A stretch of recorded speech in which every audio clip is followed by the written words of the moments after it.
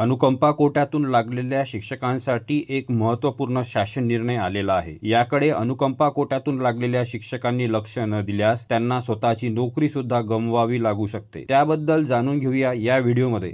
नमस्कार, शिक्षणाची बाराखडी या यूट्यूब सिरीजमध्ये मी दीपक चांदोरे, अधिव्याख्याता, जिल्हा शिक्षण व प्रशिक्षण संस्था अमरावती, आपल्या सर्वांचे हार्दिक स्वागत करतो। मित्रांनो, दिनांक 2 सप्टेंबर 2024 रोजी अनुकंपा तत्वावरील शिक्षकांच्या दृष्टिकोनातून एक महत्त्वपूर्ण शासन निर्णय आलेला आहे। या शासन निर्णयाबद्दल चर्चा करण्यापूर्वी अनुकंपा म्हणजे काय हे जाणून घेऊया। एखादी व्यक्ती ज्याला सरकारी नोकरी आहे त्या व्यक्तीचा रिटायर होण्यापूर्वी सेवा काळामध्ये मृत्यू झाला तर त्याच्या परिवारातील एका सदस्याला त्याच्या योग्यतेनुसार सरकारी नोकरी दिली जाते। याला अनुकंपा तत्वावरील भरती असे म्हणतात। या शासन निर्णयामध्ये सांगण्यात आले आहे की प्राथमिक शिक्षकांकरिता अर्थात इयत्ता 1 ते 8 ला शिकविणाऱ्या शिक्षकांकरिता केंद्रीय शिक्षक पात्रता परीक्षा अर्थात CTET किंवा शिक्षक पात्रता परीक्षा अर्थात TET अनिवार्य करण्यात आलेली आहे।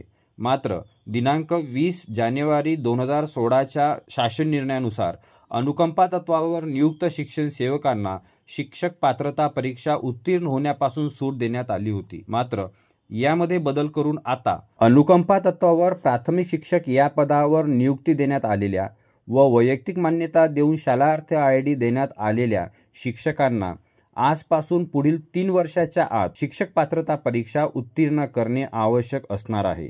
जर संस्थांनी अनुकंपा तत्वावर नियुक्ती दिलेली आहे मात्र अद्यापपर्यंत शालार्थ ID प्रदान करण्यात आलेला नसेल, अशा उमेदवारांना सुद्धा पुढील 3 वर्षाच्या आत शिक्षक पात्रता परीक्षा उत्तीर्ण करणे आवश्यक आहे। अशा शिक्षकांची शालार्थ ID प्रदान करण्यामध्ये यामुळे अडचण येणार नाही, कारण 3 वर्षाच्या आत शिक्षक पात्रता परीक्षा उत्तीर्ण करण्याच्या अटीवर राहून यांना शालार्थ ID देता येईल। 3 वर्षांच्या नंतर जे शिक्षक TET किंवा CTET उत्तीर्ण होणार नाहीत अशा सर्व उमेदवारांची शिक्षक पदावरील सेवा समाप्त करण्यात येणार आहे। असे असले तरी अशा उमेदवारांची शिक्षक पदावरील सेवा समाप्त करून त्यांना इतर पदावर नियुक्ती देण्यात येईल। इतर पदावर नियुक्ती होताना त्यांची सेवा ज्येष्ठता अर्थात सिनियरिटी ही नवीन पदावर गेल्याच्या नंतर ग्राह्य धरण्यात येणार आहे। मित्रांनो, शिक्षणाशी संबंधित महत्त्वपूर्ण आणि नाविन्यपूर्ण माहितीला घेऊन लवकरच भेटूया शिक्षणाची बाराखडी या यूट्यूब सिरीजमधील पुढच्या व्हिडिओमध्ये।